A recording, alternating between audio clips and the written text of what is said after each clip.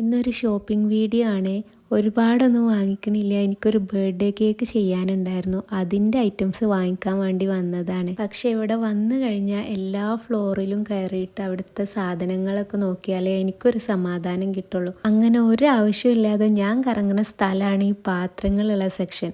ഈ സെറാമിക്കിൻ്റെ ഐറ്റംസും ഗ്ലാസിൻ്റെ ഐറ്റംസും ഒക്കെ കാണുന്നത് എനിക്ക് ഭയങ്കര ഇഷ്ടമാണ്. അവിടുന്ന് ഒന്നും തന്നെ വാങ്ങിയിട്ടില്ലെങ്കിലും അവിടെ മൊത്തത്തിൽ കറങ്ങി കണ്ടിട്ടേ ഞാൻ വരാറുള്ളൂ. ഇതെല്ലാം കാണുമ്പോൾ എടുക്കണം എന്ന് ഇങ്ങനെ തോന്നും.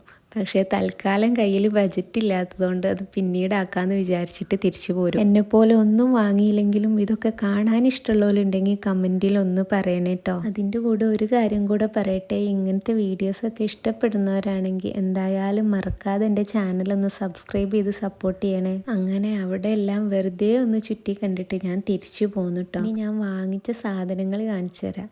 ഇത് കാണുമ്പോൾ നിങ്ങൾ കരുതും ഈ ഇത്തിരി സാധനം വാങ്ങിക്കാനാണോ അവിടെ മൊത്തം ചുറ്റി കണ്ടതെന്ന്. ഞാൻ ഇത് മാത്രമല്ല വാങ്ങിച്ചത്, വീട്ടിലേക്കുള്ള കുറച്ച് ഗ്രോസറി ഐറ്റംസും പിന്നെ എനിക്ക് ഈ ചാനൽ കൂടാതെ ഒരു ക്രാഫ്റ്റ് ചാനലും കൂടെ ഉണ്ട്.